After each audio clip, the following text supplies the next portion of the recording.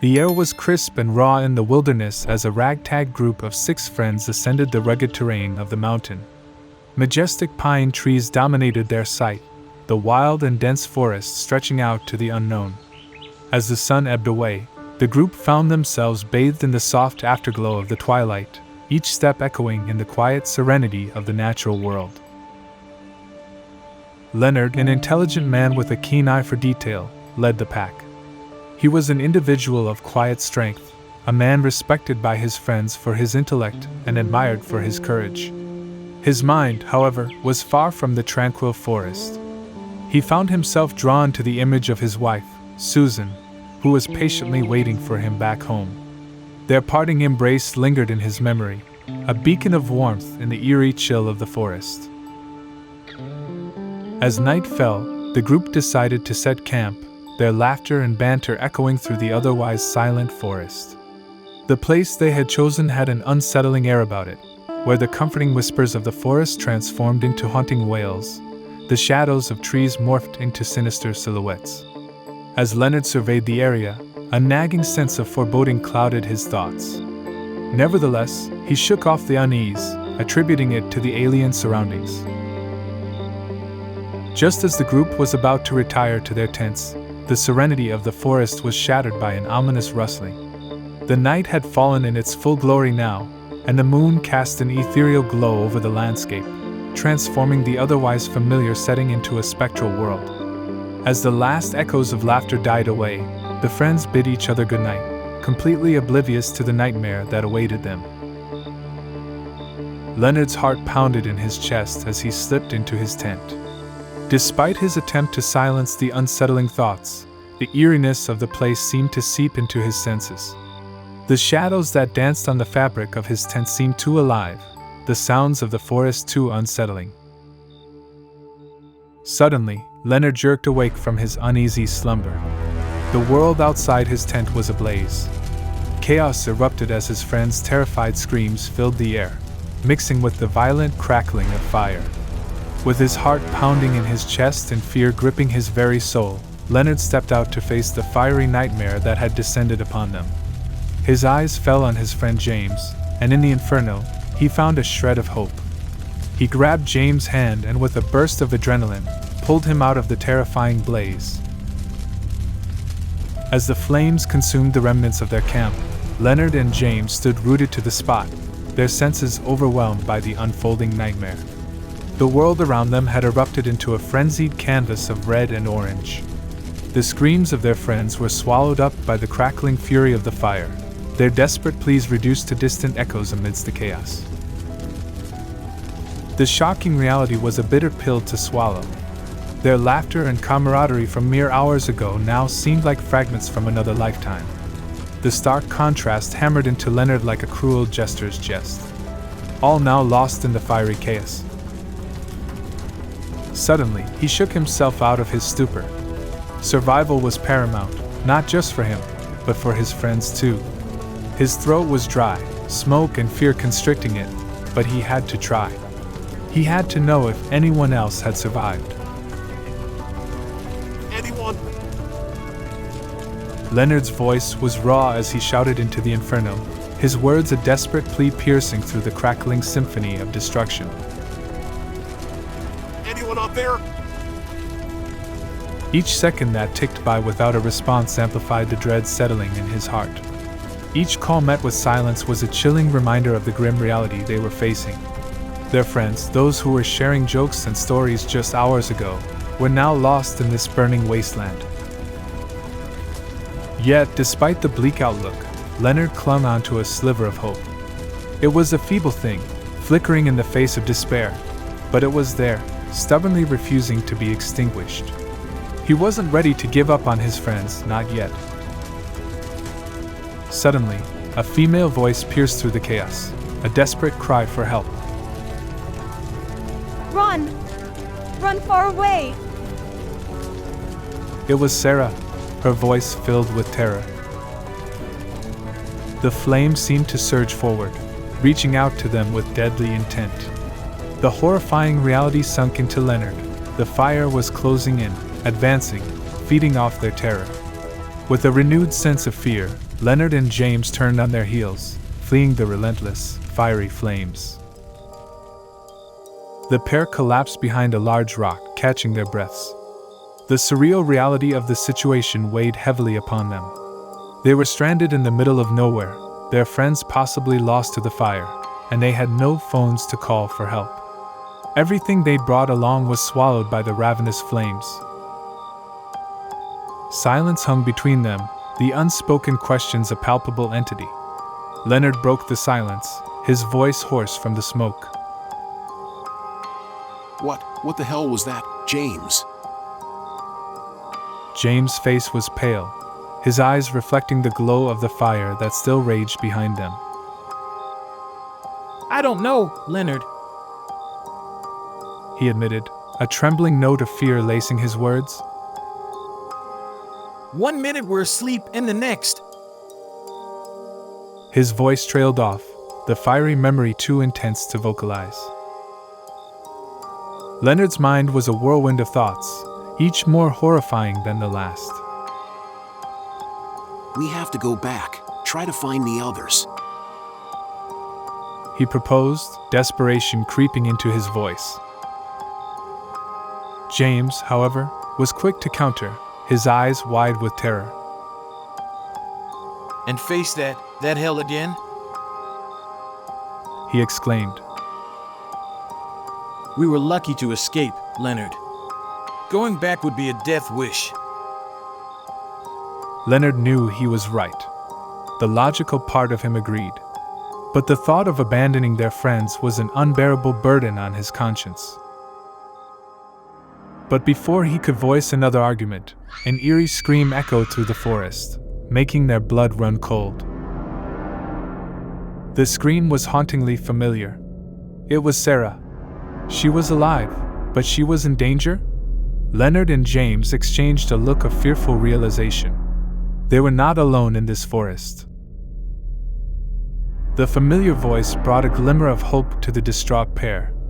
Cautiously, they followed the voice through the smoke-laden forest, desperately hoping to find their friend alive. There she was, lying helplessly on the forest floor, her cries a soft echo in the darkened woods. James, who had always harbored a soft spot for Sarah, rushed to her side. However, Leonard, despite his relief at seeing Sarah alive, couldn't shake off a nagging suspicion. How had Sarah escaped the fire that he had seen engulf her? The flames had been ruthless, showing no mercy.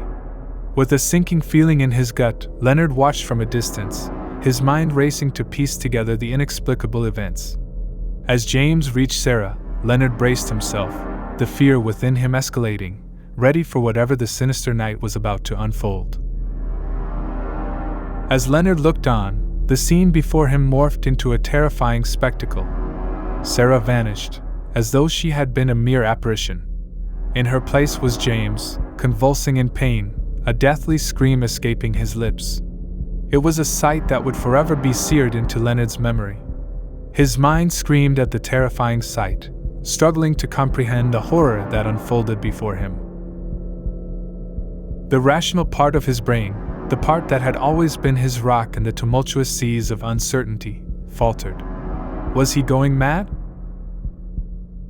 Adrenaline coursed through Leonard's veins as he turned to run, abandoning the horrifying sight of James writhing in pain. As he sprinted, the haunting screams of his friends echoed in his ears, a chilling reminder of the nightmare he was living. Exhausted, Leonard finally stopped, his chest heaving as he gulped down the cool mountain air. The eerie silence of the forest rang in his ears, broken only by the distant rustling of leaves. He allowed himself to sink to the ground, the cold earth beneath him serving as a harsh reminder of his grim reality. As he caught his breath, he felt a hard object in his pocket. Pulling it out, he found the photo of his wife Susan. A flood of emotions washed over him as he stared at her smiling face. Turning it over, he found a heartfelt message penned in her neat handwriting. "Be safe, my love." The sight of the picture brought him a strange sense of comfort, reminding him of his life beyond the forest, of the love that awaited his return. As he gazed at Susan's radiant smile, her hopeful words etched into the back of the photo, he was seized by an overwhelming determination.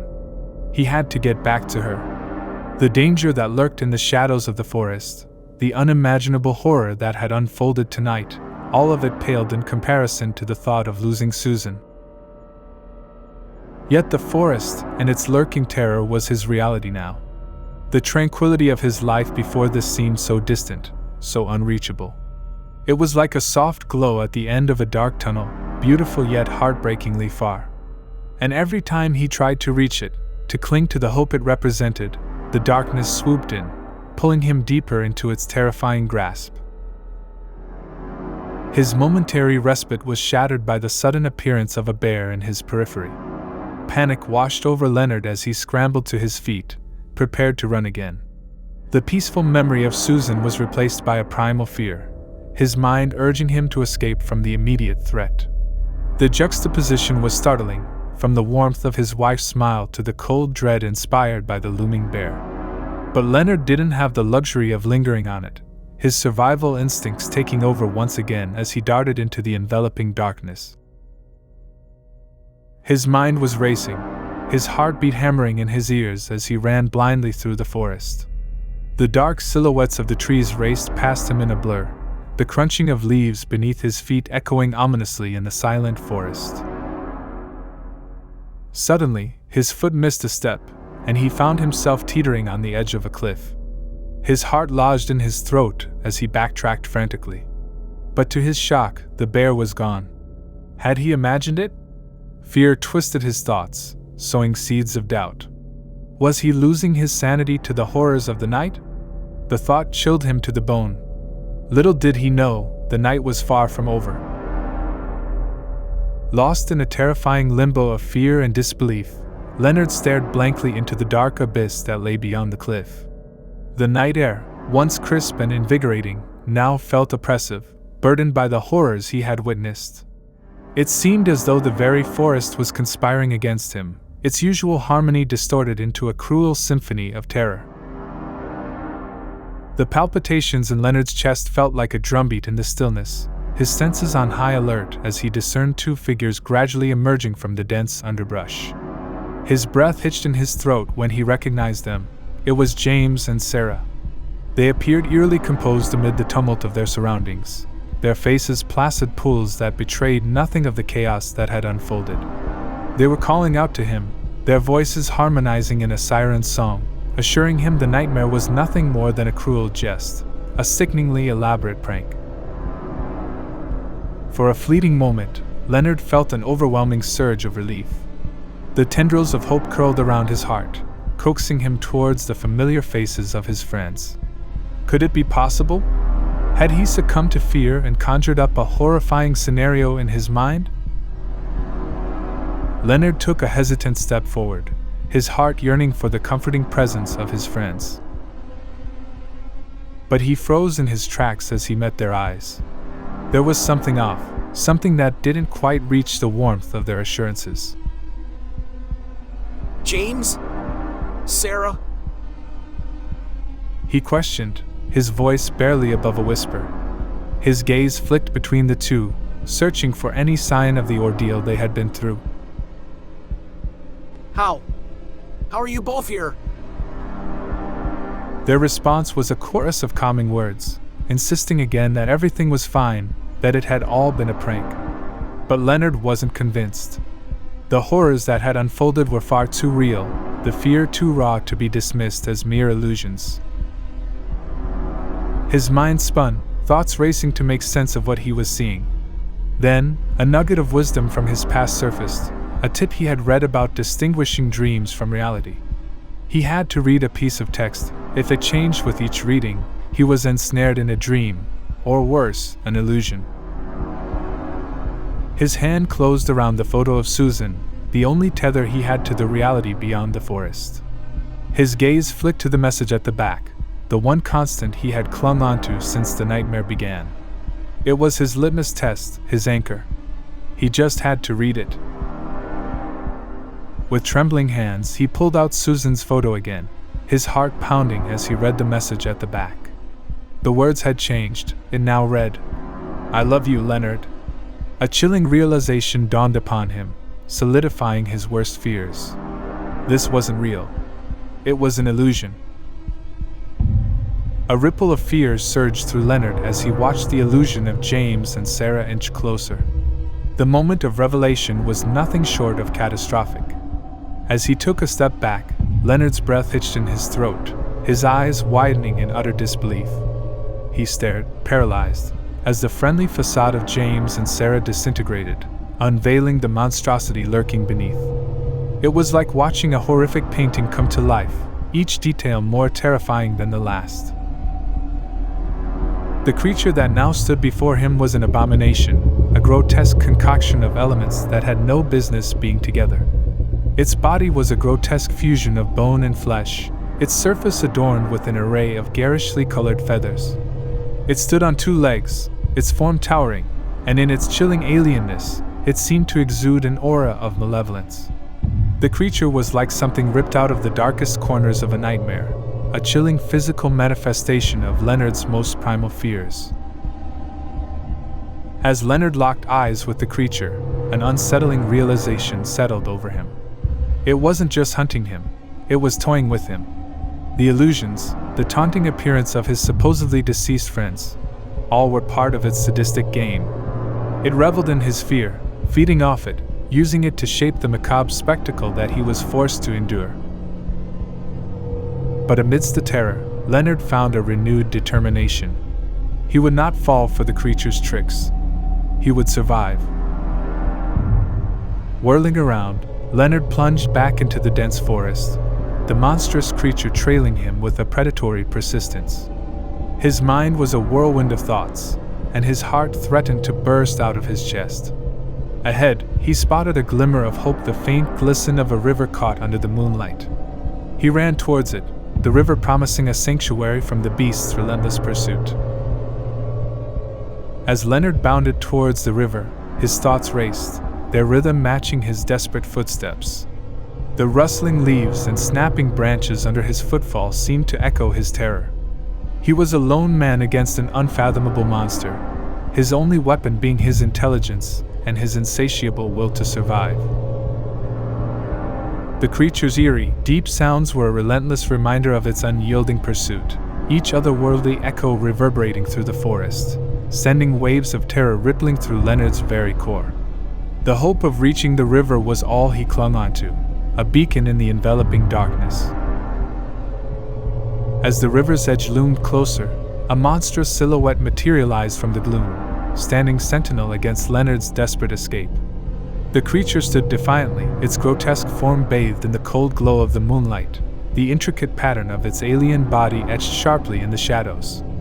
Its large claws glinted ominously, promising an end as swift as it was horrifying. But something gnawed at the edges of Leonard's frantic mind. The creature couldn't possibly have outpaced him, it was an impossibility.